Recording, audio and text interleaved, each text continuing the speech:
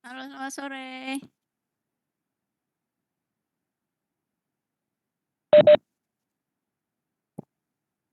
Maaf saya terlambat ya. Mmm, tapi kayaknya belum semua juga nih ya. Suara saya terdengar nggak sih? Terdengar, Bu. Halo, cukup jelas? Jelas, Bu. Oke. Oke, sebentar saya buka.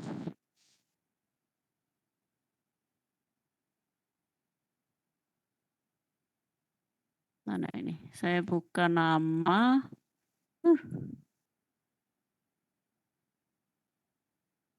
Oke.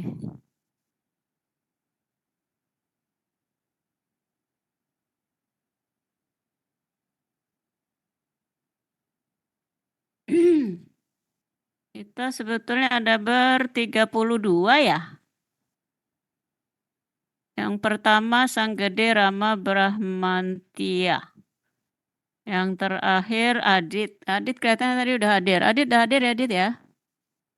Hadir, Bu. Wahyu udah. Wahyu sudah juga? Oke, Rama juga sudah, oke. Sebentar, saya share, saya belum kirim juga ya, Wahyu sama Adit saya belum kirim juga ya, materi ya? Belum, Bu. Saya mau belum ya? Sementara mungkin bisa karena alamat email Wahyu sama Adit kayaknya saya sudah punya, jadi saya bisa kirim ke kalian. Sementara gitu atau, ya ke WA ya? Oke lihatlah dulu, karena sudah lewat 15 menit 10 menit, 15 menit saya agak nervous. Oke ternyata minggu depan Senin, itu mungkin kalian sudah diskusi ya. Senin itu saya masih juga harus, mengajar di program internasional jadi terpaksa kalian di-online-kan lagi gitu. Tadi, dari Wahyu pukul berapa Wahyu? Kayaknya minggu depan jam 4 oke lah. Minggu depan itu tanggal 22. Ya kalau kalian mau jam 4 atau jam 3 juga masih bisa. Jadi nanti terakhir kita diskusi lagi ya. Mau jam berapa? Wahyu bilang jam berapa tadi Wahyu? Saya lupa, saya WA udah tutup. Oh.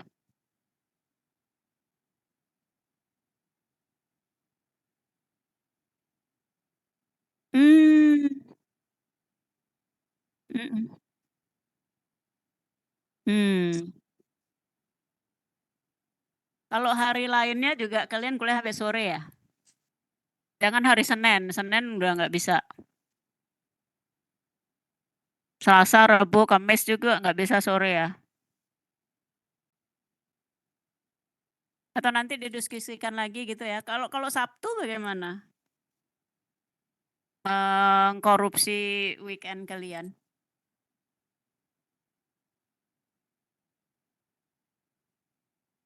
Wahyu?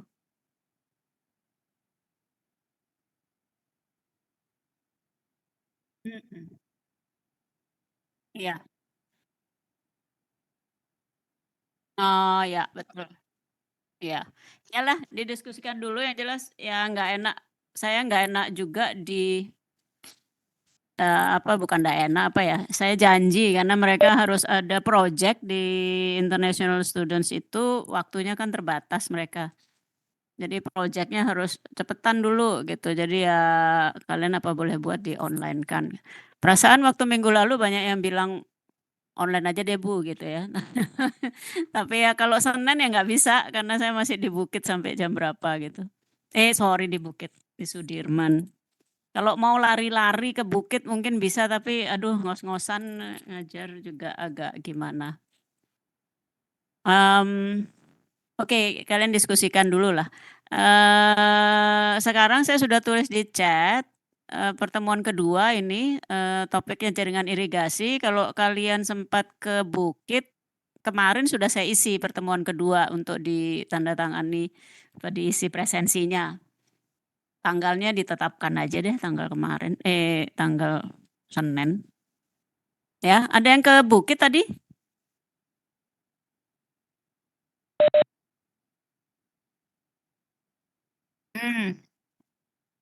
Hmm. Tapi nggak ada yang sempat ngeliatin itu, form presensinya? Mmm, mhm. Ya nanti diliatin deh kalau kapan lagi ada kuliah besok kayak kapan gitu nanti dilihat, sama sekalian nanti pertemuan ketiga juga. Tapi oke, kita lihat dulu yang kemarin. Now, ini dia, eee, keluarin dulu. Udah kalian sudah bisa lihat ya?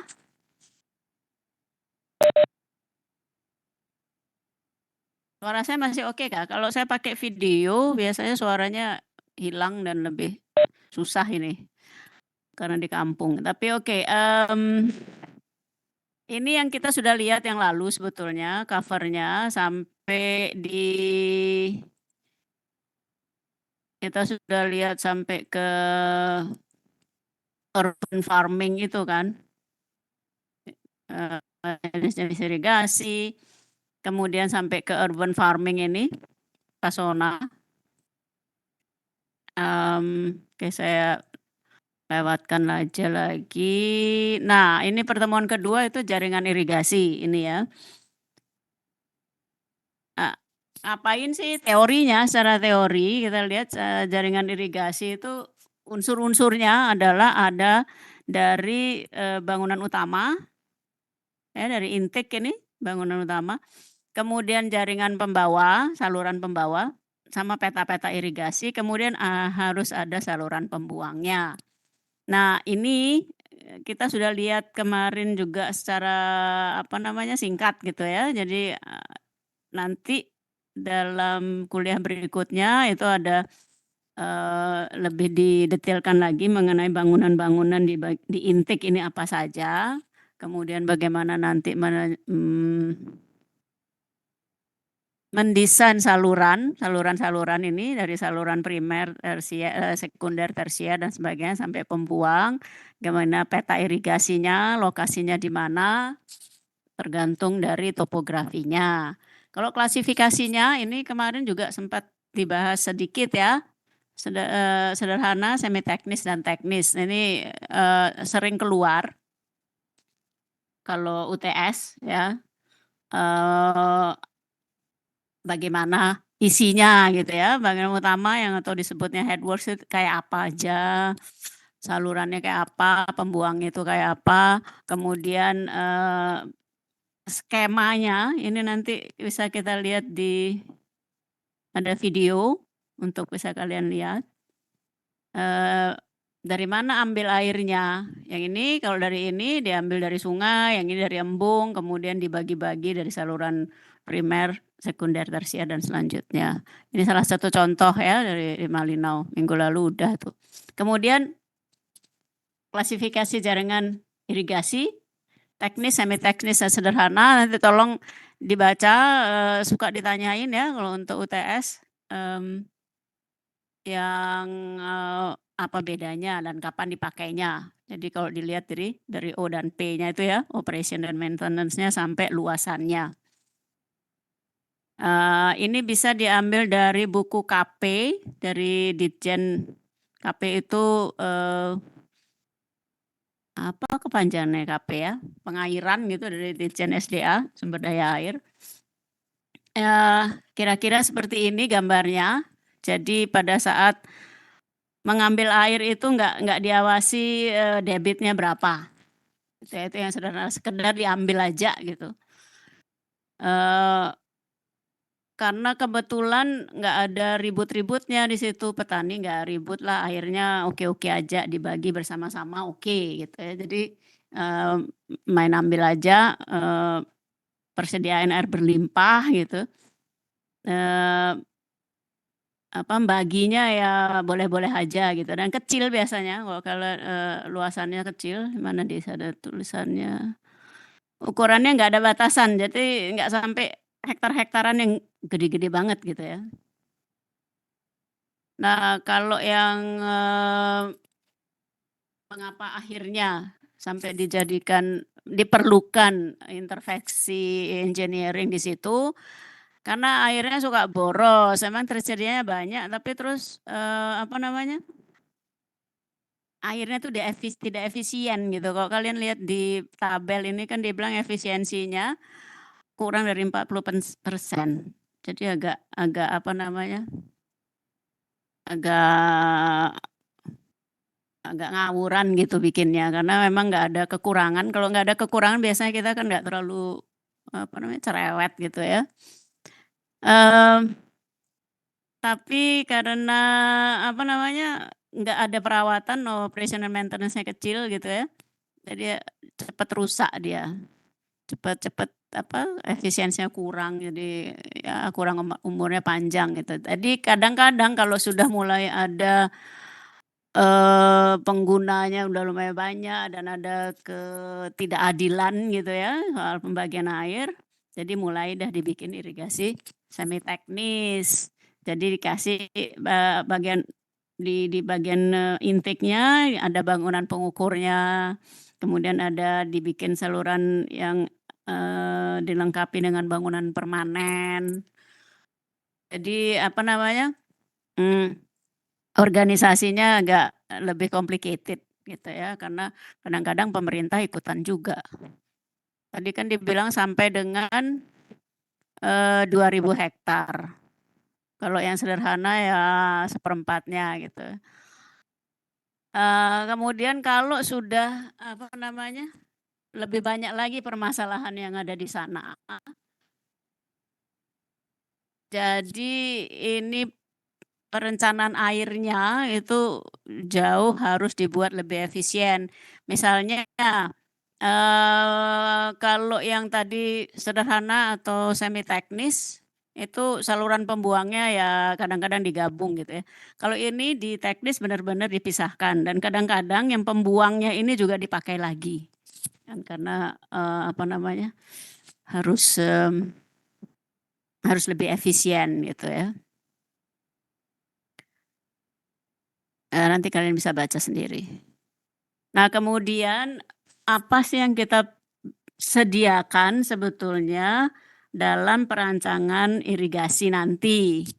Ya, sementara ini kalau di kuliah irigasi dan bangunan air kita tidak merancang, tapi minimal kita tahu pada suatu jaringan irigasi ada yang namanya peta ikhtisar sorry, bukan ikhtiar. Jadi kelihatan ada bangunan utamanya, ada jaringan-jaringannya, apakah,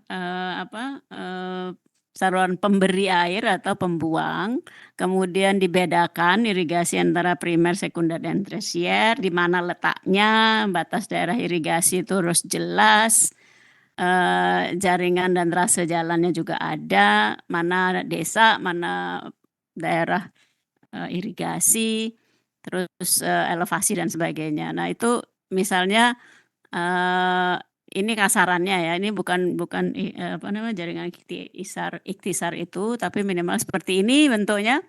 Jadi ada bendung, ada sungai, dari bendung, kemudian ada saluran pembawa, kemudian dibagi. Ada saluran induk atau primer, ada saluran sekunder, kemudian dibagi-bagi ke peta-peta irigasi dengan bangunan sadap, ada box tersier, kemudian ke peta-peta selanjutnya. Nah, kenapa harus ada bendung? Apakah harus ada bendung? Siapa yang bisa tadi di yang gambar sebelumnya, nah oke ambillah yang ini. Sini tulisannya apa? Bendung permanen dengan pengambilan. Kalau di yang gambar sebelumnya di sini disebut intake. Apa bedanya intake sama kok di sini dibilangnya bendung? Di sini nggak kelihatan ya. Ini udah kelihatan nih, pengambilan bebas ini sederhana sorry. Ini semi teknis sudah kelihatan ada bendungan permanen dengan pengambilan, bangunan bagi dengan alat bendung permanen dengan pengambilan, kemudian ada saluran-salurannya. Di sini bendung. Tadi ada namanya bendung, ada namanya intake, beda nggak sih itu? Ada yang bisa mau urun-urun pendapat?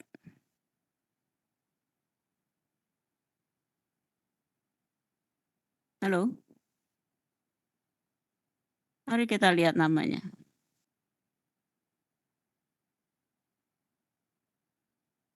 Suara saya dengar? Akbar Saputra. Akbar ada? Hadir, Bu. Oke. Akbar tadi ngeliatin nggak? Ada skema satu tulisannya intake. Terus yang ini bendung. Lihat nggak tadi? Di yang ini. Kelihatan nggak gambarnya? Lihat, Bu. Ini ada intake di sini, ada sungai, ada intake, kemudian ada saluran. Di sini gambarnya ada bendung, saluran pembawa. Di sini juga bendung permanen dengan pengambilan kemudian saluran. Ada bendung, ada intake. Bedanya sama apa beda sih itu? Mungkin dari tujuannya beda, Bu. Kalau dari intake itu tujuan utamanya untuk mengambil air dari sumber alam dan mengalirkannya ke sistem yang ada. Kalau Buat bendung? bendung, itu fungsi utamanya buat mengatur aliran air dengan melepaskan air dengan secara sekontrol melalui pintu air atau pintu air yang ada, Bu. Kenapa? Dibutuhkan gitu, Bu. Kenapa kok perlu dibendung? Untuk menahan dan menaikkan tinggi muka air, Bu. Siapa tadi yang ikutan bilang menaikkan itu? Akbar sendiri kok, suaranya beda ya? Oh, ini kelas bareng teman, Bu, di kos teman. Oh, jadi temannya. Siapa tuh yang jawab tadi berarti? Nggak berani. Kalau dinilai baru ngaku-ngaku namanya gitu ya?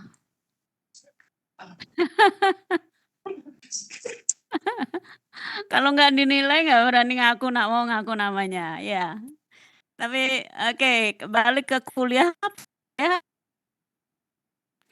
fungsinya ada untuk air gitu.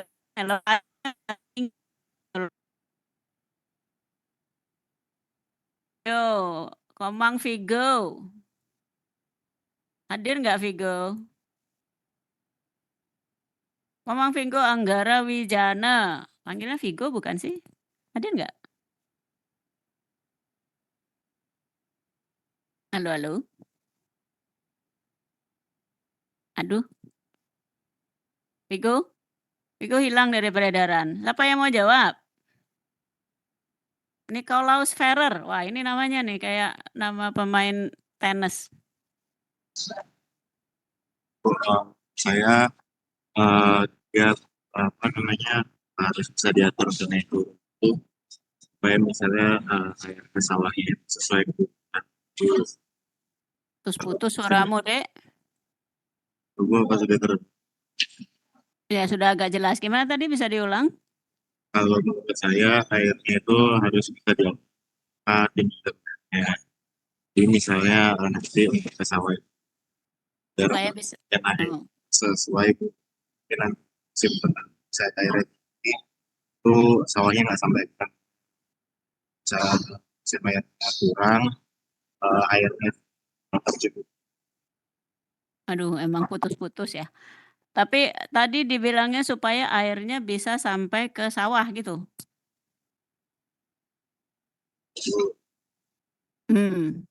Nah, karena mungkin sudah dijawab, mungkin enggak tahulah. Tapi pakai, karena putus-putus tadi ada yang hilang. Yang penting bendung ini dibangun supaya, muka air itu cukup cukup untuk mengaliri sawah terjauh dengan cara gravitasi. Namanya air kan dari elevasi yang tinggi ke rendah gitu ya. Jadi harus kalian hitung sawah yang harus diairi yang paling jauh elevasinya berapa. Nah, elevasi muka air sungai berapa? Kalau dialirkan secara gravitasi bisa enggak gitu loh, nggak usah pakai pompa. Kalau nggak bisa pakai muka air alami, berarti harus ditinggikan elevasinya. Nah, itu mekanika fluidanya yang masuk ke sana kan. Jadi gimana caranya? Salurannya dari apa? Ada kehilangan air apa enggak? Ada gesekan dan sebagainya. Itu yang nanti kita lihat di desain saluran. Ya. Oke, kayaknya itu tadi sebut nggak sih? Manggilnya apa? Nikolaus atau Ferrer sih? Niko. boleh, boleh. Oh, Niko. Masih saudara sama pemain tenis itu yang dari Swiss itu ya? Mirip sama. Apa Pemain tenis itu namanya sama, bukan Federer ya, Federer. Oke. Pemain tenis yang udah pensiun sekarang yang Wimbledon sering juara. Nggak ada yang tahu ya? Nggak tahu Niko? Nggak pernah dengar? Halo? Suara saya masih terdengar kah? Halo? Oke. Tapi Niko tadi nggak pernah dengar ya, Federer gitu. Yang lain ada pernah dengar ya? Barusan siapa yang nyaut nih? Wahyu. Oh, Wahyu pernah dengar Federer nggak Wahyu?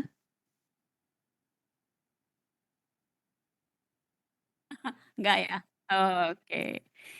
Oke, namanya Federer, juara Wimbledon berapa kali nggak tahu, tapi ya udah nggak lagi sekarang. Tapi oke, sorry untuk apa namanya,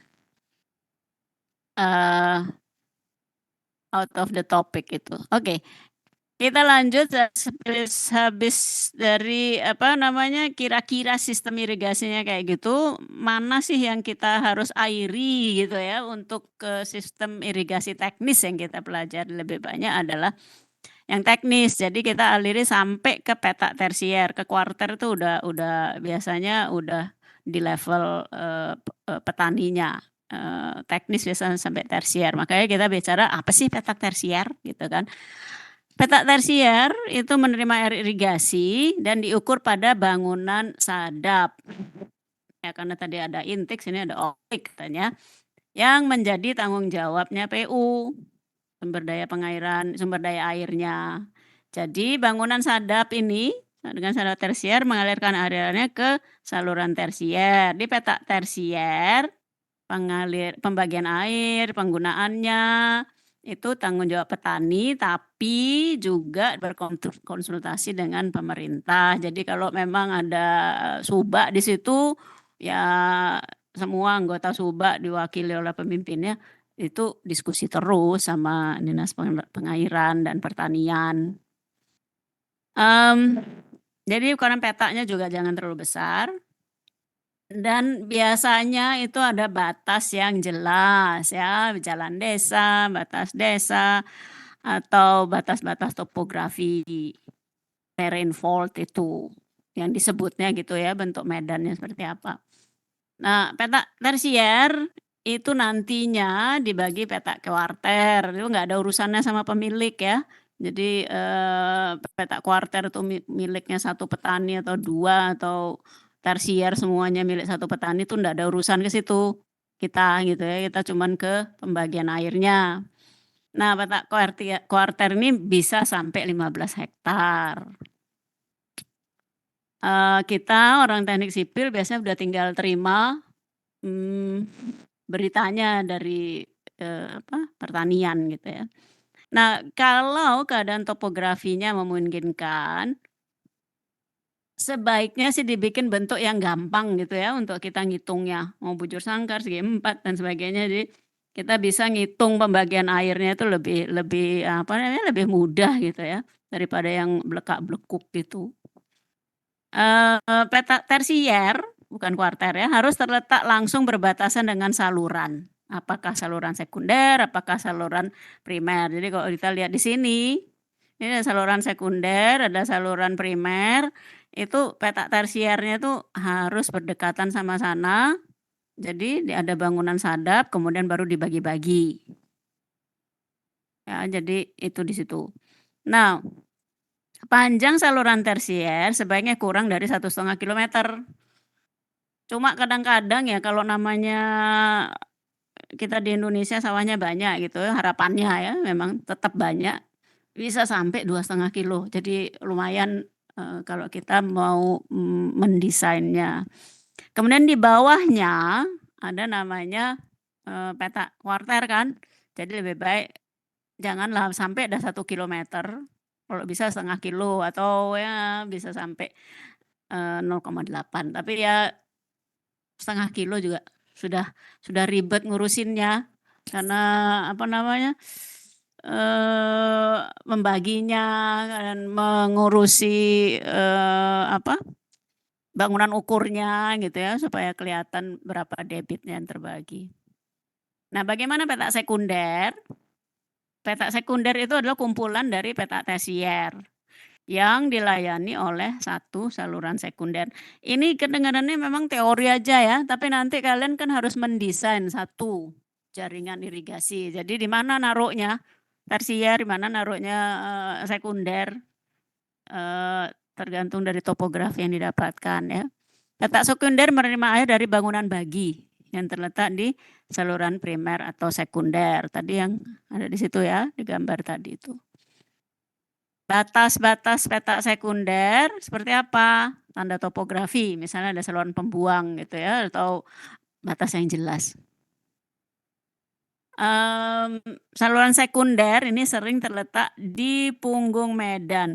Nah, ini yang nanti, pada saat tugas jika diberikan satu topografi, peta topografi, nah kalian sudah bisa memetakan di mana saluran sekundernya, jadi taruh di punggungnya gitu ya, daerah tinggi. Supaya bisa, menggunakan gaya gravitasi untuk mengaliri, daerah irigasinya. Jadi ini juga ya, bisa direncana sebagai saluran garis tinggi yang mengaliri lereng-lereng medan yang lebih rendah saja. Jadi tergantung petanya. Kalau peta primer kayak apa? Sama kayak tadi ya, kalau peta sekunder ngumpul-ngumpul jadi peta primer namanya, yang dilayani oleh satu saluran primer yang mengambil dari intake dari sungai. Ya biasanya proyek irigasi itu punya 2 saluran primer, ini menghasilkan 2 peta primer. Jadi ini nanti dilihat, bila saluran primer melewati sepanjang garis tinggi daerah saluran primer dekat lain langsung dari saluran primer. Ya, jadi kayak tadi gambarnya, ini sekunder, ini saluran induk, primer, jadi bisa langsung dilayani, ini kan, ada tersier langsung di situ. Oke, ya. Nah ini kenapa bisa dilayani langsung, karena dia letaknya di garis yang topografinya termasuk garis tinggi. Nah ini sering juga ditanyakan waktu ujian. Apa sih bangunan irigasi gitu, apa aja dan ngapain aja gunanya? Ya, bangunan irigasi ada bangunan utama tadi ya, headworks, kemudian ada jaringan, jaringannya ada saluran pembawa air dan juga untuk membuang, ada bangunan bagi, ada bangunan sadap, bangunan pengukur dan mengatur, bangunan pengatur muka air atau pintu air itu. Bangunan untuk membawa air, jadi ada salurannya, ada bangunannya, bangunan lindung. Apa bangunan lindungnya?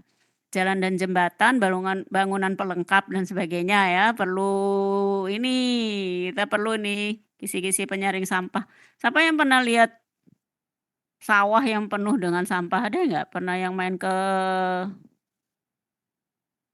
maunya selfie di sawah mana gitu, tahu-tahu isinya sampah, ada nggak sih? Siapa yang dari desa? Ada yang pernah lihat nggak? Ada yang nunjuk jari? Wahyu? Ketua kelas sering deh. Mhm.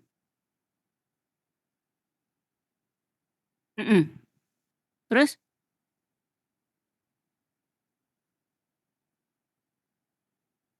Mmm.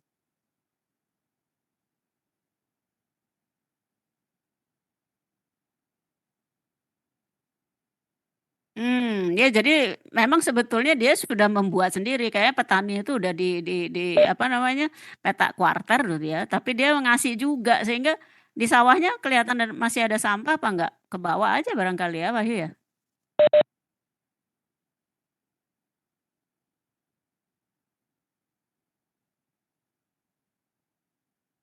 Udah kurang ya? Mmm. Iya, kadang-kadang saya lewat jalan yang ke arah Badung itu ya, dari Mambal ke utara ke arah Sangeh itu pinggir-pinggir jalan utama itu kan masih ada sawah ya. Wah, itu memang masih banyak plastik atau botol minuman gitu masih ada di situ ya, agak seram juga karena, mmm, ngelihatnya serem memang, tapi kalau sampah besar kayak itu masih relatif oke dibandingkan dengan air yang tercemar gitu ya. Kemarin sudah sempat saya bilang belum sih yang beberapa tahun lalu penelitian dosen ITB untuk sawah di sepanjang sungai apa ya di Jawa Timur, Surabaya daerah industri itu, padinya itu mengandung logam berat karena sawahnya air irigasinya diambil dari sungai yang, tercemar airnya. Nah, oke, kita di irigasi bangunan air sih ndak ngurusin mutu ya, mutu air itu nggak kita urusin lagi, tapi ya, kalau petani sudah sadar untuk bikin kisi-kisi penyaring sampah, terus kalau kualitas airnya kayak gitu kita juga ngeri juga sebetulnya sih ya. Makanya sekarang tambah banyak orang cepat sakit itu, kayak jantung, sakit, macem-macem itu, ya kayak gitu. Kita pikirkan juga sebetulnya sebagai orang akademisi gitu ya, untuk itu sih sebetulnya. Mmm, Nanti ke depannya kalau kalian bisa bikin desain, kualitas air juga perlu. Nah, oke. Now ini di buku KP Sumber Daya Air itu kita lihat seperti ini misalnya, saluran primer, saluran sekunder, lambangnya sama cuma pakai angka. Jadi ada bendung di sini, kenapa ada bendung? Karena memang perlu ditinggikan muka airnya. Jadi dari bendung, dia ruas pertama, saluran primer gitu, dari mana dapat 10.000 hektar?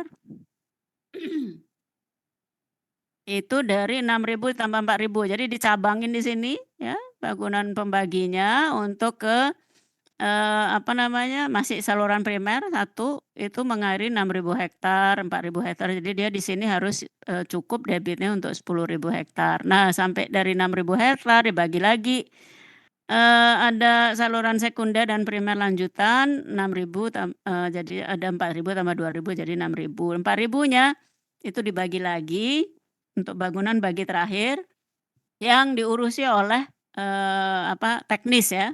Ada 1.000 hektar sama 3.000 hektar. Nah, ini yang kalian nanti harus hitung, mana sih areal yang kita rencanakan. Oh, ada 3.000 sama 1.000, jadi yang di sini bangunan baginya harus membagi air, menerima air untuk 4.000 hektar berapa, liter per detik perlunya, dari mana? 1.000 sama 3.000 hektar itu nanam apa? Nanam singkong, nanam padi, kapan? Nah, itu harus dicari datanya, perlunya berapa, singkong sama padi kan kebutuhan airnya beda.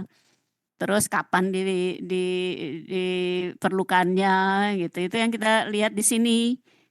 Ya, jadi untuk 3.000 hektar perlu air berapa dan kapan. Jadi ada, pengukurnya untuk, membaginya dan, apa namanya, pintunya dan sebagainya. Sehingga saluran primer ini harus punya cukup air untuk mengairi yang dibutuhkan di sana dan selanjutnya ya. Jadi kita seperti biasa orang teknik itu membangunnya dari akhir gitu kan, membangunnya dari akhir. Jadi dari sini bikin rumah juga dari pondasi dulu gitu ya, tapi ngitungnya dari atas. Waktu ngitung beban untuk fondasi kan hitung dari atap dan sebagainya turun ke bawah. Nah ini juga gitu, jadi kita hitung berapa sih yang terakhir perlu, 3.000 tambah 1.000, 4.000. 4.000, oh di sini bagi 2.000, 6.000. Nah nanti dibagi juga tambah 4.000, jadi harus bisa mengairi 10.000 hektar dari bendung ini. Tuh ya. Nah ini teoritis sekali, fungsi bangunan utama membelokkan air dari sungai ke atau waduk atau embung whatever it is, membelokkan ke dalam jaringan irigasi terletak di sepanjang sungai. Komposisinya ada bangunan pengelak dan peredam energi. Ngapain sih kok diredam energinya gitu ya? Nah, air ya. Terus ada pengembelan utama, terus ada pintu bilas, kolam olah, kolam lumpur, tanggul banjir, bangunan pelengkap. Nah, pengembelan utama berarti ngambil air. Pintu bilas ini ngapain? Kira-kira ngapain pintu bilas?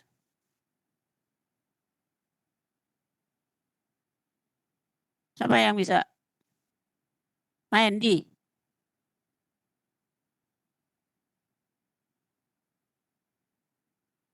Hadir, Bu. Hadir ya? Pintu bilas nih ngapain, Dek? Eh, Kira-kira? Mungkin untuk membilas air, Iya. agar yang air yang masuk irigasi itu tidak tercemar oleh seperti terbawa tanah atau dan Ya, sebagainya gitu, Bu. sedimentasi ya. Gimana? Ya, Karena Bu. sungai itu kan kadang-kadang ada lumpurnya gitu kan. Jadi gimana caranya supaya lumpurnya nggak ikut. Nah kenapa? Nah ini ada kantong lumpur kan. Lumpurnya juga harus ditampung. Kenapa lumpur nggak boleh masuk ke saluran irigasi? Ayo siapa nih? Mbak-mbaknya deh. Siapa Mbak? Komang Ayu Tria Mahawardani. Oh, panjang kali namanya, Dek. Tria ya? Tria. Hadir? Hadir, Bu. Oke. Ngapain kita kok nggak boleh sedimen itu masuk ke saluran? Coba dihubungkan sama mekanika fluida. Sama debit. Kira-kira apa nggih? Supaya nggak? Atau minggu depan aja kita jawab-jawab rame-rame. Mengurangi kecepatan air, Bu. Apa nih yang jawab? Andy. Mengurangi Ya. kecepatan? Bukan, Bu, kapasitas airnya itu jadinya berkurang gitu, Bu, karena ada. Ya, jadi jangan pernah lupa itu rumusnya mekanika fluida ya. Debit itu adalah debit Q sama dengan P dikali A. Ya, P dikali A kan. A-nya itu kalau A-nya berkurang karena apa? Karena penampangnya berkurang kan, itu penampang basah. Penampangnya berkurang kalau mau kecepatannya sama, kan Q-nya kurang jadinya. Karena Q sama V berbanding lurus dengan V, berbanding lurus sama A. Nah, kalau maunya V-nya tetap, A-nya kalau ada sedimen kan berkurang. Ya enggak sih? Ya enggak Tria? Coba. Gimana saya bisa annotation nih kok enggak ada sih?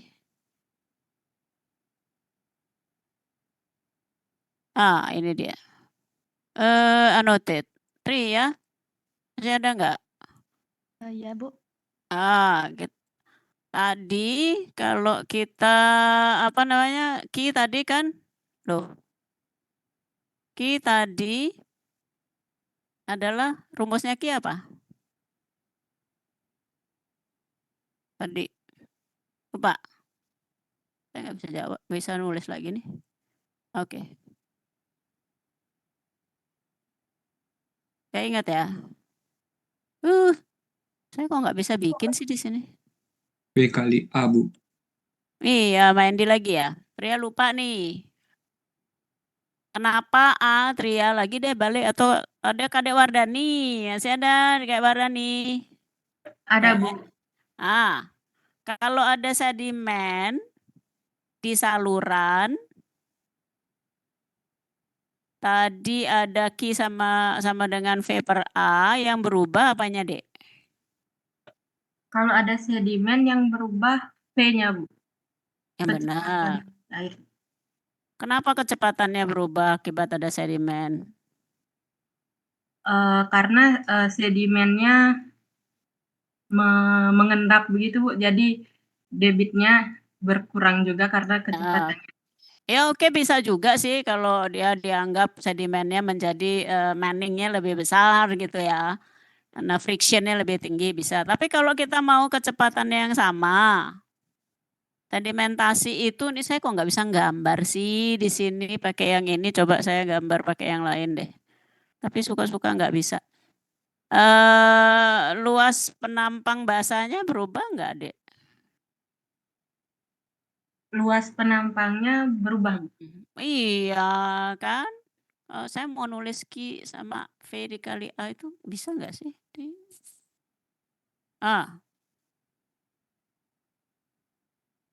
Ini jangan pernah lupa ya. Nama V. Kalau Q-nya kita sudah mau sama kan gitu. Tadi udah dibilang untuk 10.000 hektar kita perlu debit sekian gitu kan. Kan nggak boleh turun kalau sudah mau kayak gitu. Jadi Q harus tetap. Kecepatannya mau juga tetap.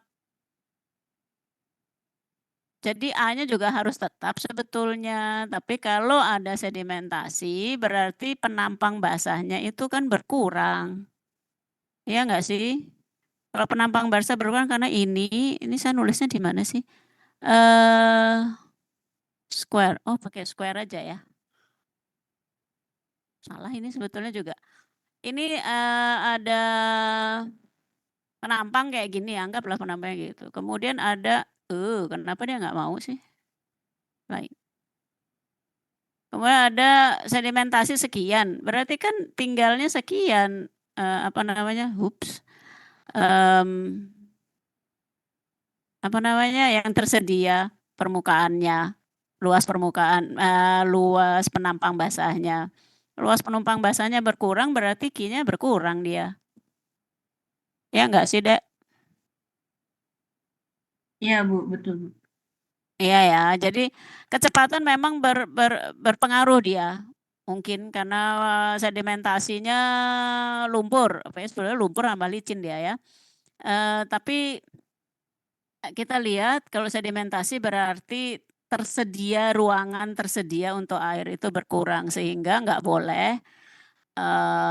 boleh ada sedimentasi. Selain itu juga kalau ada sedimentasi nanti ada vegetasi yang tumbuh di situ juga. Nah, lebih parah lagi tuh.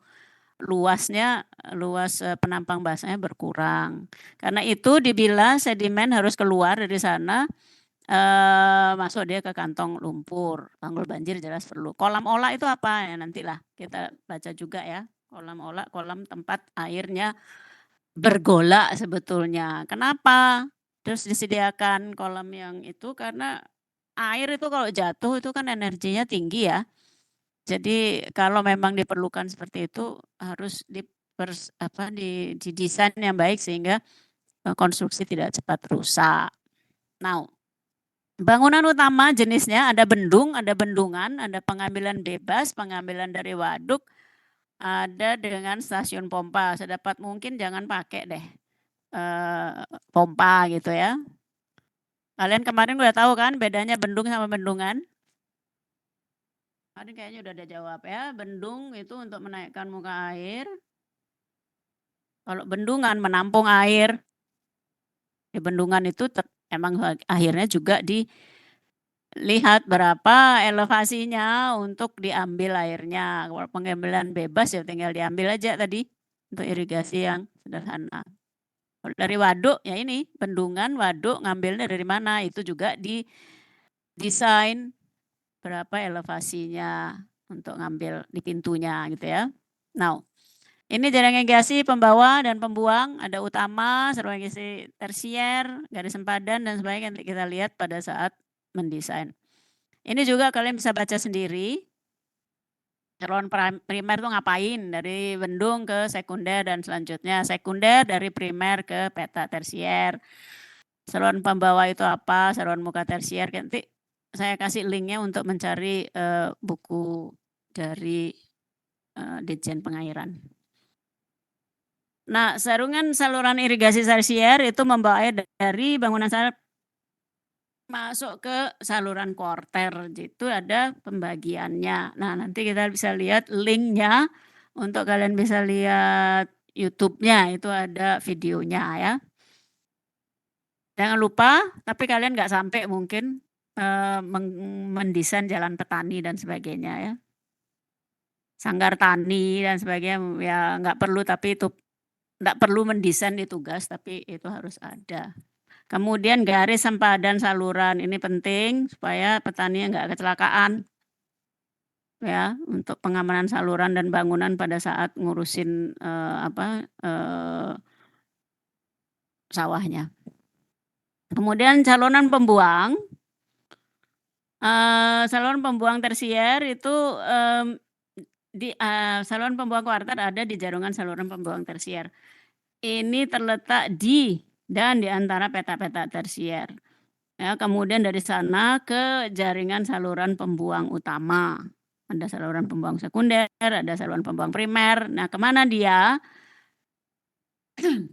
Itu diusahakan atau ya bukan diusahakan. Biasanya memang berupa saluran alamiah yang kembalikan lagi ke sungai. Atau kalau di pinggir laut ya sudah ke laut. Ya, jadi dari saluran peta-peta kuarter ke tersier, sekunder dan ke primer. Bangunan bagi dan bangunan sadap ya, membagi air dan menyadap air itu namanya ya, ngambil air sama membagi air.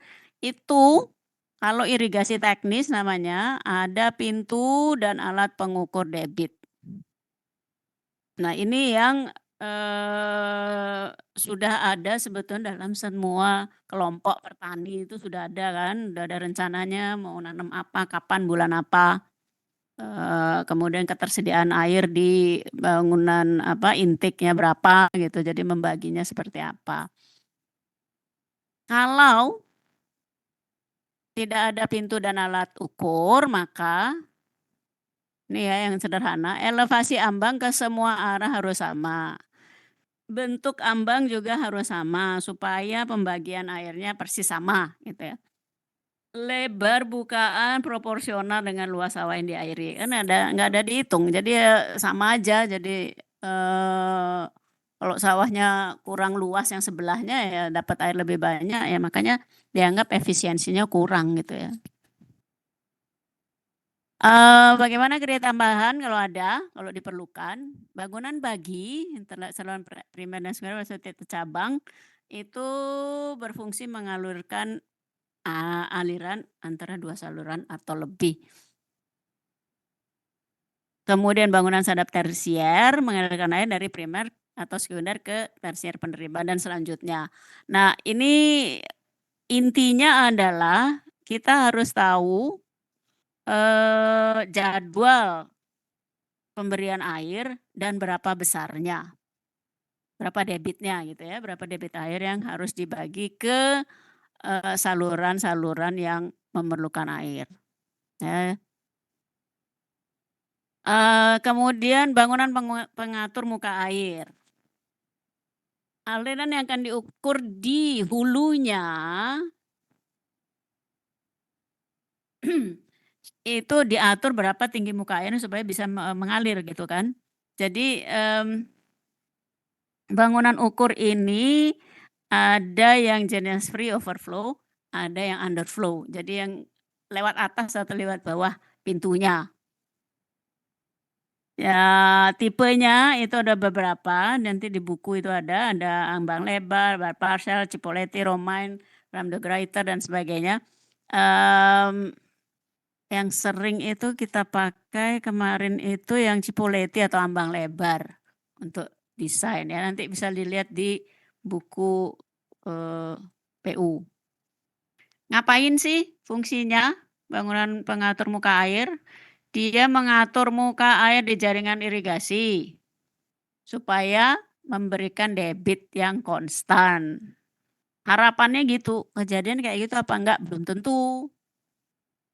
Kenapa? Karena pengoperasian dan maintenance-nya di lapangan itu sering nggak benar. Tapi minimal di atas kertas kalian sudah menyediakannya, ya. Karena itu saya selalu wanti-wanti bilang operation dan maintenance, operasi dan pemeliharaan itu harus benar-benar diperhatikan, terutama untuk kalian nanti mau ambil MK gitu ya. Jangan lupa itu biayanya tinggi, bukan hanya biayanya tinggi, tapi dilakukan dengan benar. Ya. Bangunan pengatur diperlukan di tempat di mana tinggi muka air disalurkan pengaruh oleh bangunan terjun atau got miring. Nah, ini kadang-kadang tergantung topografinya itu ya diperlukan ada bangunan terjunan gitu atau di got miring namanya ya, dia supaya ketemu gravitasinya. Supaya muka airnya itu enggak berfluktuasi, jadi dipakai mercu tetap atau celah kontrol trapesium namanya. Jadi itu ada alat yang untuk mengatur supaya nggak ribet urusannya karena, tinggi muka air dari intake itu mungkin ya nggak, nggak bisa tetap gitu ya. Padahal kita perlu debit yang konstan. Oh, debit yang konstan tinggi muka airnya kan harus kira-kira sekian, gitu ya. Jadi ada bangunan yang ditambahkan. Terus ada bangunan pembawa, ngapain? Ya namanya juga pembawa, itu membawa air dari hulu ke hilir. Bentuknya kayak apa? Nah ini kalian lihat dejavu lagi untuk mekanika fluida ya. Ada aliran superkritis, jadi ada bangunan terjun, ada got miring dan sebagainya. Kalau alirannya subkritis, kita pakai gorong-gorong, talang, sipon, terowongan dan sebagainya. Nah, tergantung topografinya. Nah, ada bangunan lindung. Ngapain aja?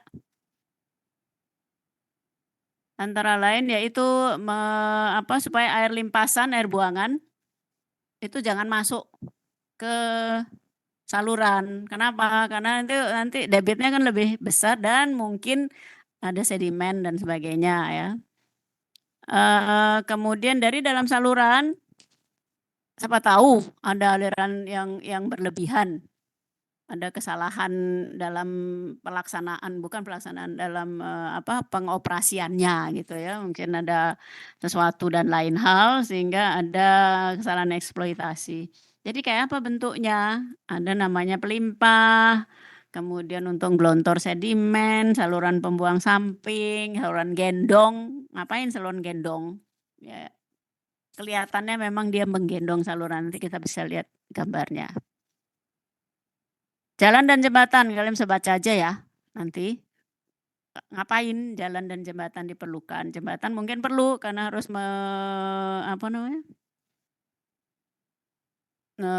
hubungan atau ada yang perlu diseberangi gitu. Tapi jalan inspeksi itu amat sangat perlu, apalagi untuk irigasi teknis kan, untuk operation dan maintenance.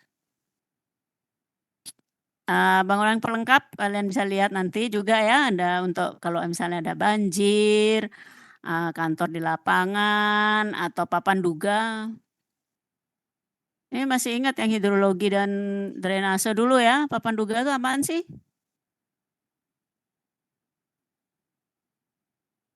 Ada yang masih ingat papan duga itu apa?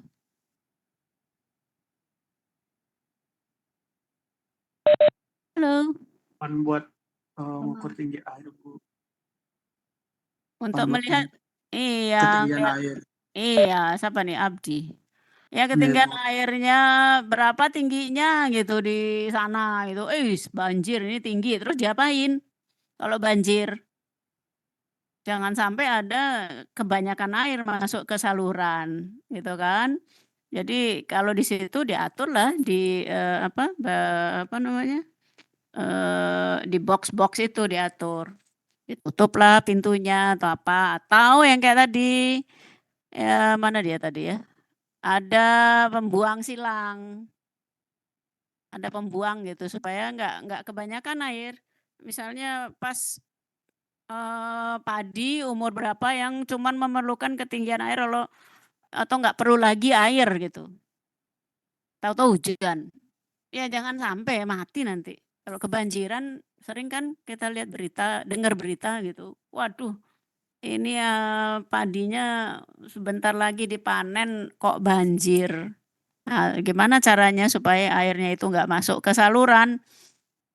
Nah, itu harus dipikirkan. Nah, cuman belakangan ini karena pola curah hujan berubah-ubah gitu ya. Jadi agak repot untuk pengoperasian di lapangan. Karena sawah, padi itu kan yang sekarang 3 bulan, 4 bulan gitu. Bisa nggak kita rubah pola tanam dari awal? Nggak bisa juga, kadang-kadang susah gitu, salah tebak gitu ya. Sekarang aja petani ada yang bilang saya sudah hampir kekurangan air. Karena katanya ada El Niño ini.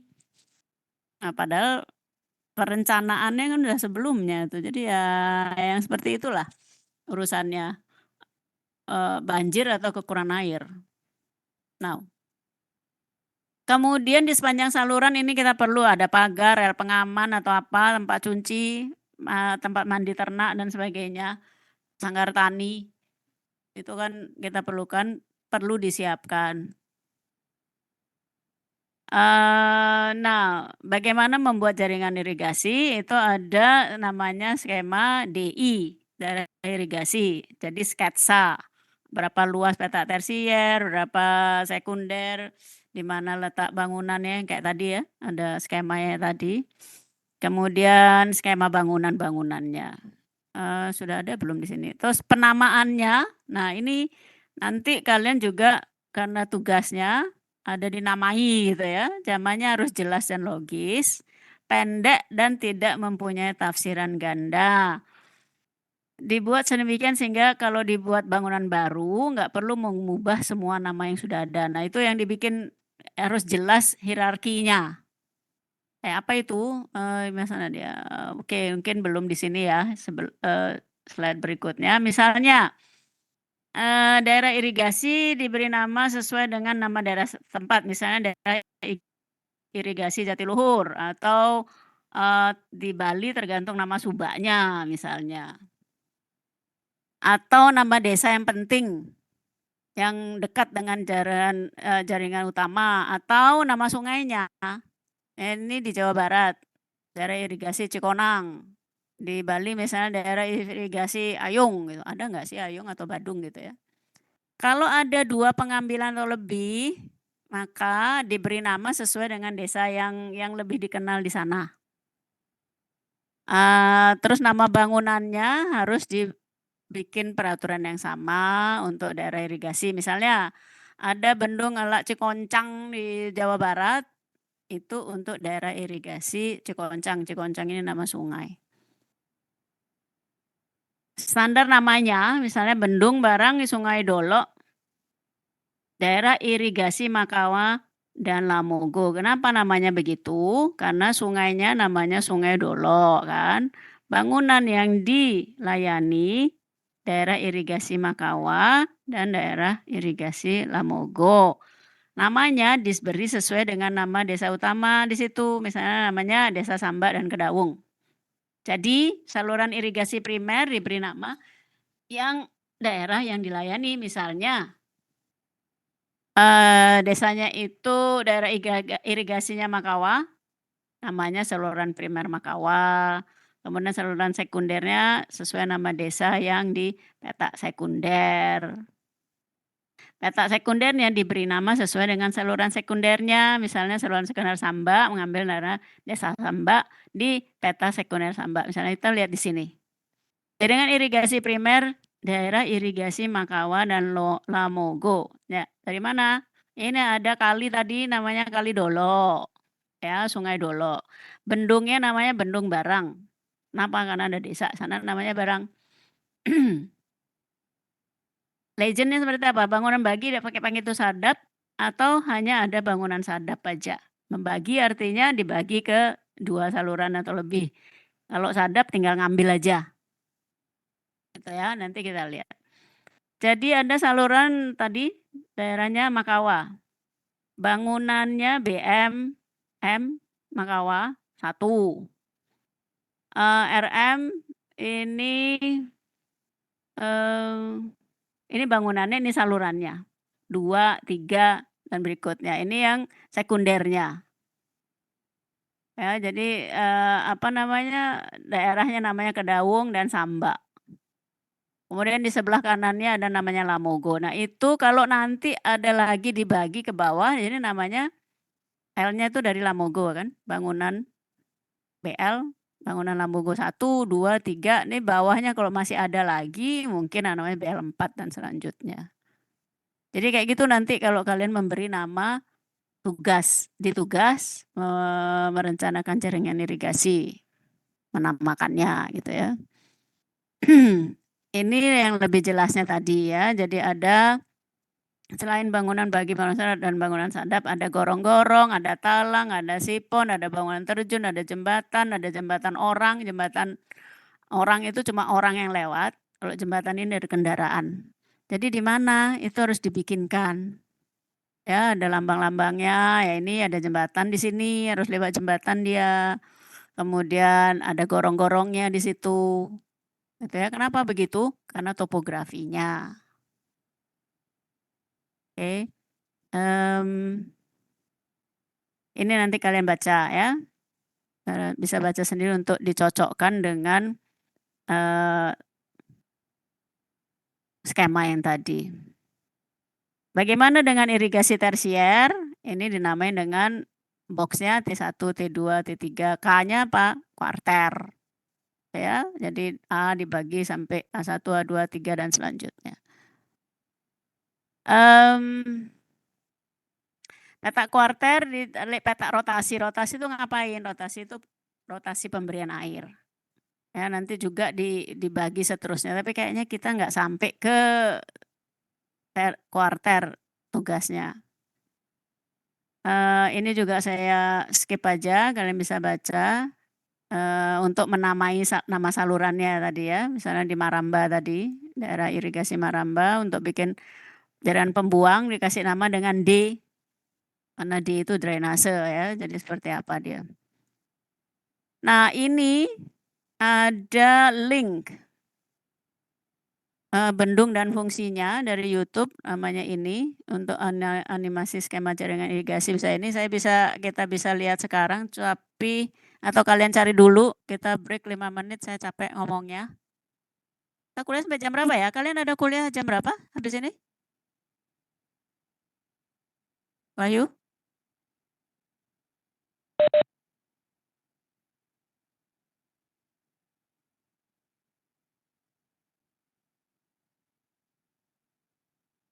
Oke. Sebenarnya jam 7 ya. Masih 45 menit ya, tapi oke lah. Yang ini nanti belakangan mungkin, saya berhenti share. Nanti saya kirim untuk mungkin minggu depan kita bisa lihat sama-sama kalau mau. Sekarang nanti belakangan habis ini bisa lihat, saya lanjut dulu ke perencanaan ini. Kayaknya kita udah bicarakan dulu ya perencanaan ya. Tahap perencanaan. Cuman beberapa ini, cuma sedikit. Baru kita istirahat sebentar untuk lihat YouTube-nya. Oke? Ini kayaknya waktu hidrologi drainase saya sudah sering ngomong, ya nggak sih? Siapa yang masih ingat? Adit ingat nggak? Atau Wahyu?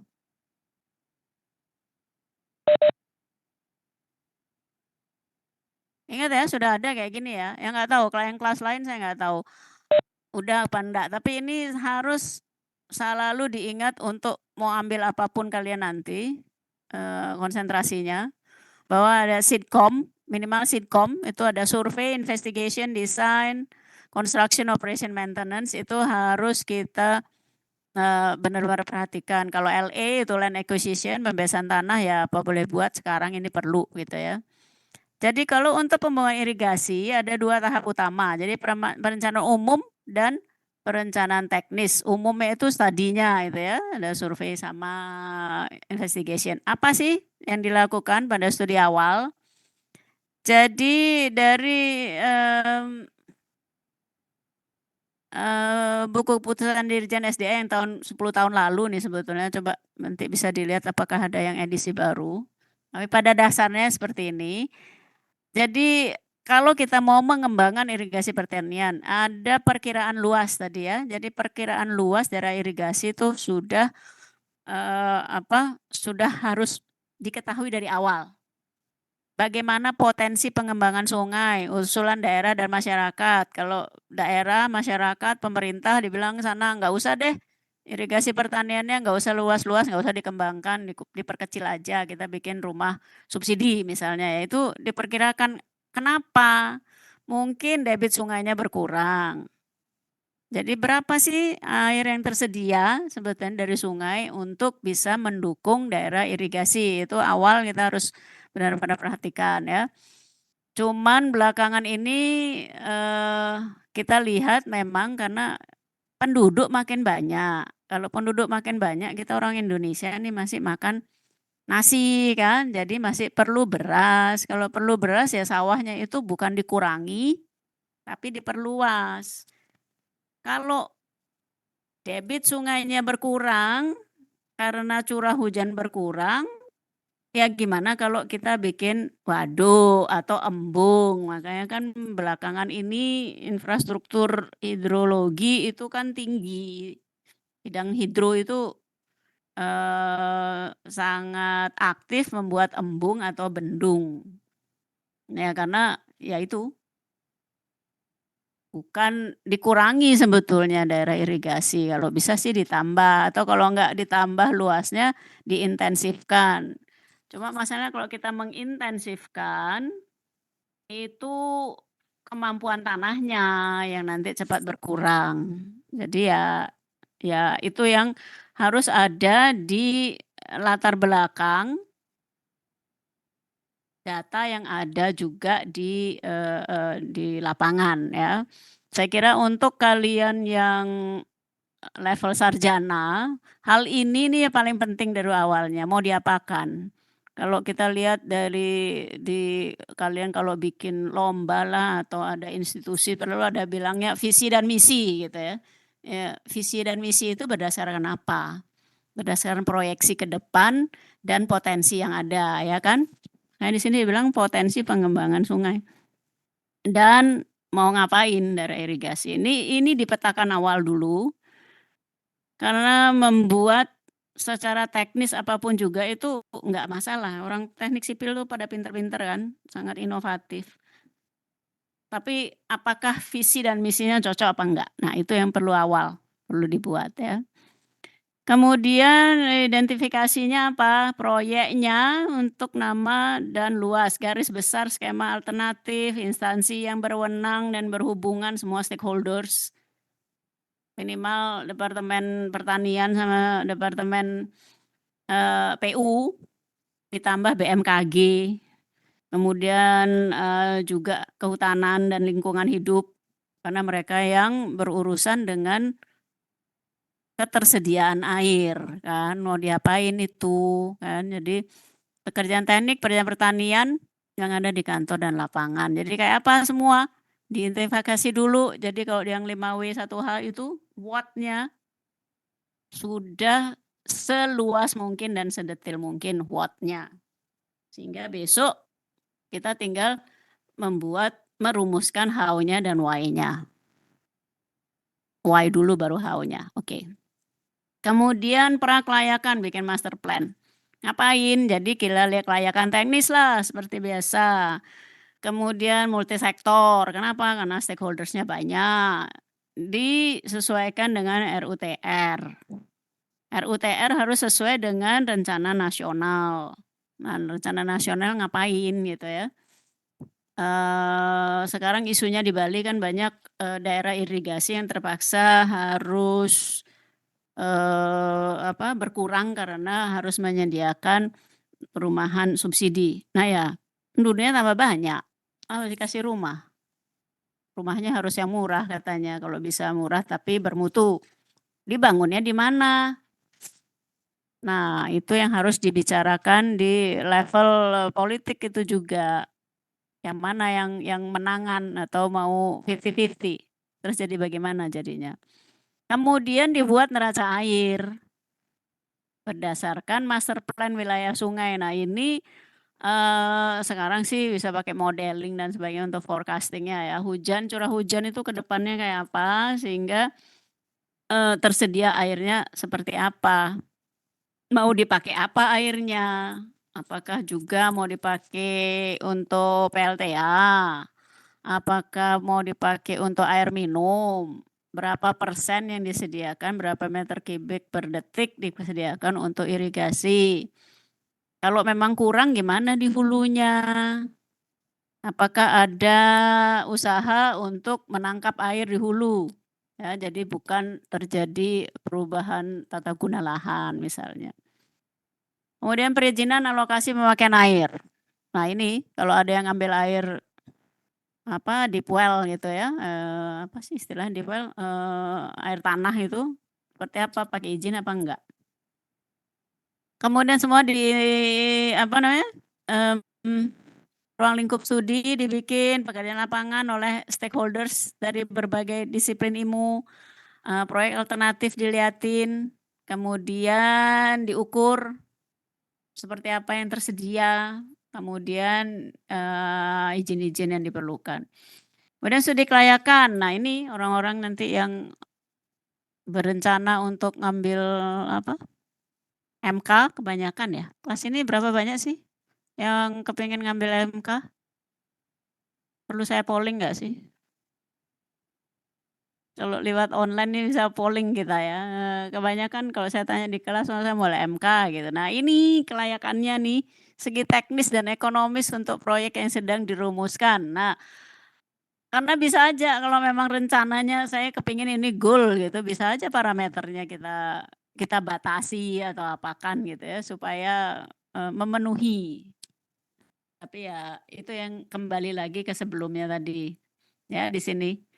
Pemikiran untuk pengembangan irigasi ini kayak seperti apa? Mau ngapain kita? Visi misinya kemana? Ya. Jadi habis itu seperti biasa lah di kuliah kalian bisa bikin proyeknya seperti apa, program pelaksanaannya kayak apa, baru kita ngukur ke lapangan, geoteknya kayak apa, topografinya kayak apa, dan sebagainya. Ya. Baru kita bikin perencanaan. Kalau ada foto udara, kalau sekarang sih tinggal pakai Google Earth misalnya atau data satelit. Kemudian kita hitung water balance-nya, ini hidrologi kemarin tuh kayak apa gitu ya. Kemudian bangunan-bangunan ini mana, terus cari apa lintas sektor untuk perizinan air irigasinya, gimana garis sempadan yang perlukan, kemudian kita hitung lagi trasenya kayak apa. Kemudian dikembangkan setelah semua mendapat apa informasinya.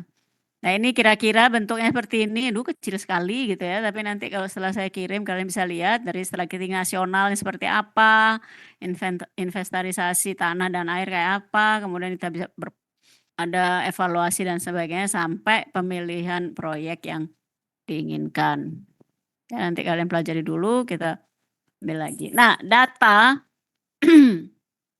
zaman saya kuliah dulu namanya Baku Surtanal, itu foto peta topografi, foto udara dan sebagainya. Sekarang sudah di-bypass, jadi Badan Informasi Geospasial BIG juga kita ambil semua data dari satelit dan sebagainya, itu tersedia.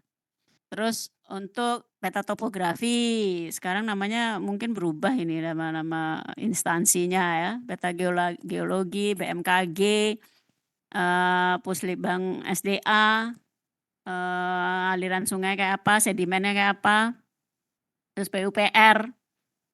Ini minta data dari mana? Mungkin dari BWS gitu ya. Terus data-data apa yang sudah ada di lapangan dan yang diperlukan. Tata ruang. Bagaimana rencana tata ruang untuk ke depan RUTR-nya gitu ya. Kemudian bagian tenaga air, kalau misalnya ada data aliran air yang seperti apa gitu ya, geofisiknya. Tata guna lahan tadi juga ada di Bapedanya. Kemudian dari pertanian, agrometeorologi, produksi pertanian, rencananya dia ngapain? Daerah ini akan tetap menjadi daerah hijau atau gimana? Terus Departemen Lingkungan Hidup dan Kehutanan, daerah konservasi atau bukan? Nah, kalau di Badung dan Pasar itu sudah jelas kelihatan ini subaknya ini nggak boleh ada dikonversi lagi, harus tetap sawah. Jadi pajaknya gratis misalnya. Kemudian Biro Statistik untuk data-data lain, BWS, Balai Wilayah Sungai. Ini cari data sebenarnya nggak gampang. Tapi oke, Bapeda urusannya sama tata guna dan selanjutnya dan apa namanya RUTR-nya. Now,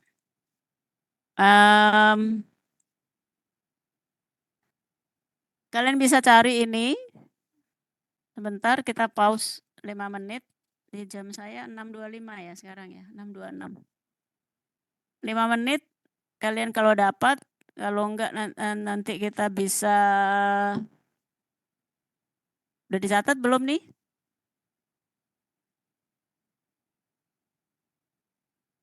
Adit atau Wahyu? Kevin? Bisa dicari? Cari dulu ya. Saya break 5 menit.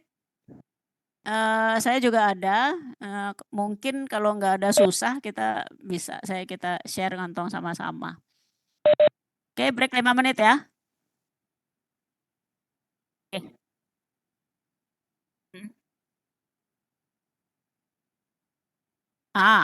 Oke. Kalau gitu ya ya ya. Oke, 5 menit lagi lah. Habis 5 menit saya tunjukin awalnya bentuknya kayak apa, kita diskusi, kemudian saya tunggu di grup untuk tambahan kuliah yang akan datang gitu aja ya.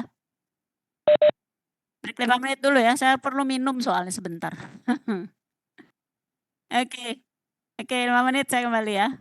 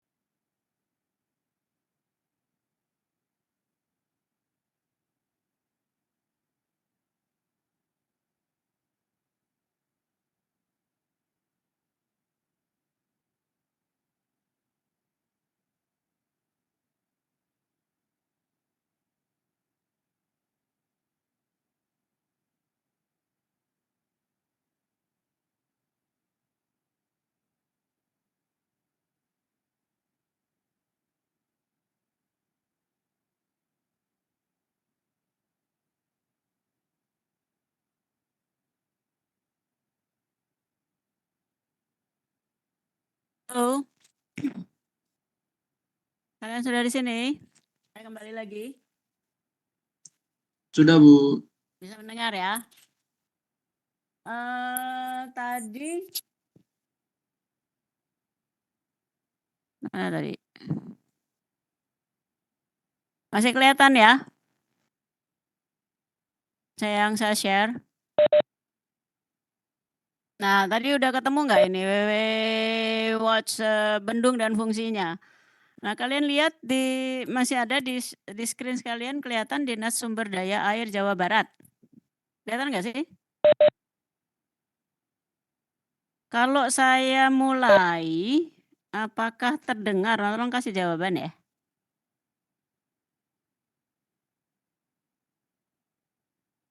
Irigasi.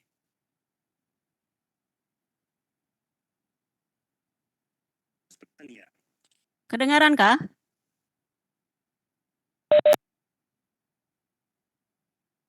Iya ya, tapi kedengaran sebetulnya. Tinggal saya besarin.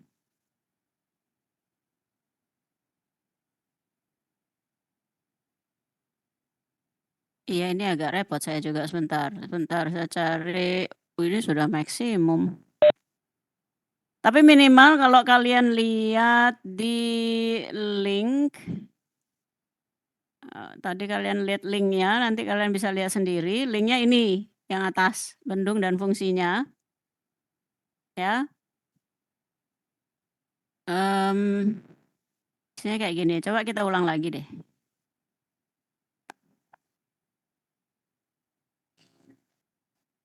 Irigasi merupakan faktor utama dalam upaya penyediaan dan pengaturan air untuk menunjang proses pertanian.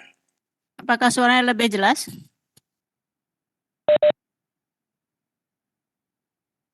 Oke, saya gedein lagi nih 90%. Oke, 100% malahan. Oke, saya mulai lagi ya.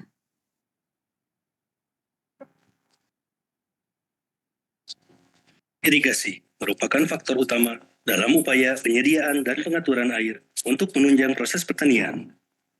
Indonesia banyak mengadopsi sistem irigasi permukaan dengan mengambil air di sungai melalui bangunan bendung hingga pada lahan-lahan pertanian.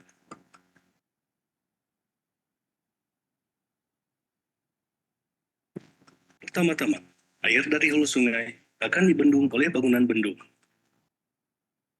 Dengan meninggikan muka air sungai dan mengalirkan sebagian aliran air sungai ke arah tepi kanan dan tepi kiri sungai ke saluran melalui bangunan pengambilan jaringan irigasi. Pada setiap badan bendung terdapat sebuah bangunan pintu penguras yang berfungsi untuk menguras bahan-bahan endapan, seperti tanah dan lumpur yang berada di bangunan bendung.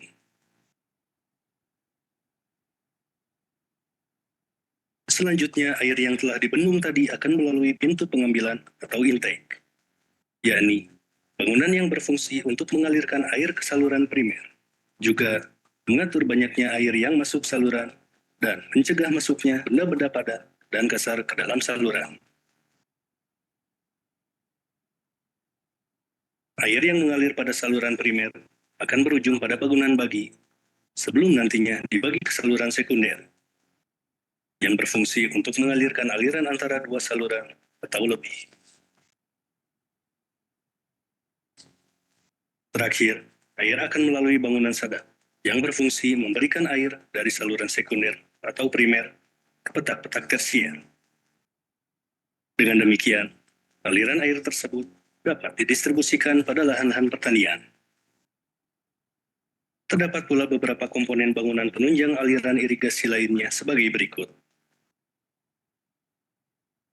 Bangunan ukur adalah bangunan yang dibuat untuk mengukur debit air pada saluran irigasi persatuan waktu.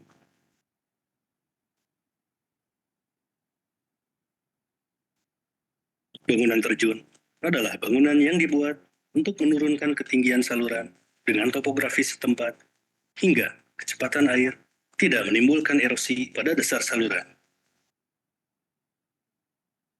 Bangunan pelimpah adalah bangunan yang dibuat untuk membuang kelebihan air pada saluran yang diakibatkan karena kelebihan debit. Talang adalah penampang saluran buatan, di mana air mengalir dengan permukaan bebas yang dibuat melintasi jalan raya, jalan kereta api, jalan desa, cekungan, saluran, sungai, atau sepanjang lereng bukit. Gorong-gorong adalah bangunan air yang dibangun di tempat-tempat di mana saluran pembawa atau pembuang melewati bawah bangunan.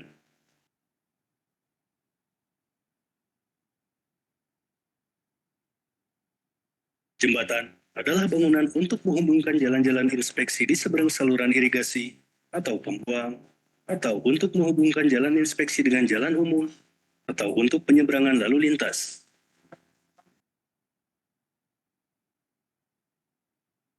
Bot miring adalah bangunan alternatif dari bangunan terjun apabila keadaan topografi tidak memungkinkan.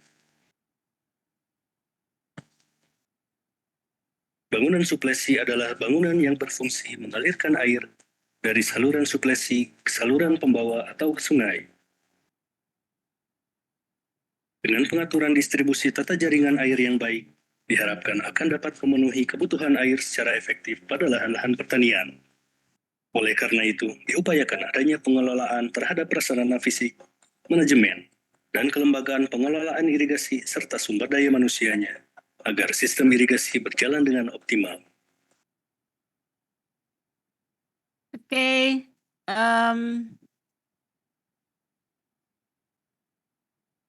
tadi lumayan terdengar ya.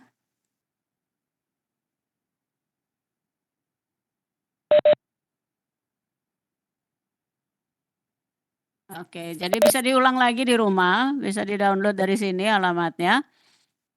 Nanti setelah saya kirim juga kalian bisa lihat. Kalau ini yang kedua, ini animasi skema jaringan irigasi, ini agak panjang, jadi ini memang animasi saja gitu ya. Ya mirip lah yang tadi juga animasi. Tapi kalian bisa lihat lah di internet ada banyak yang kalau kalian mau lihat lebih banyak lagi gitu ya. Ini cuma contoh yang sangat umum. Tapi oke, sudah 6.40, waktunya udah habis. Sebentar saya kirim materinya. Mungkin ke alamat email yang saya punya aja dulu. Tugas sementara nggak ada. Pak kemarin saya ngasih tugas ya? Nggak kan? Nggak ya Wahyu ya? Belum ada tugas ya? Pengen kasih tugas ya? Perlu kayaknya dikasih tugas. Nih kalau kita lihat dari sini, atau kelihatan nggak nih? Kelihatan ya di sini ya?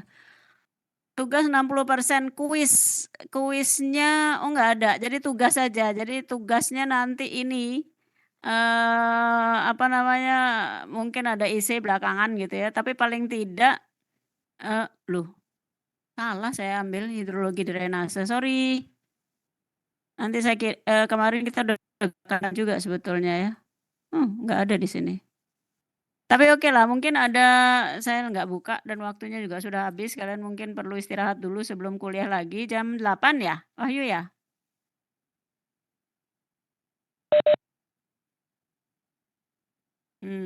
Oke. Iyalah kalau gitu sementara ini aja dulu, kalau ada tugas atau apa nanti dari email, saya kirim ke alamat email Wahyu dulu lah atau siapa aja yang ada, materi yang ada ini. Untuk kuliah berikutnya, kita diskusikan lagi nanti di grup, oke?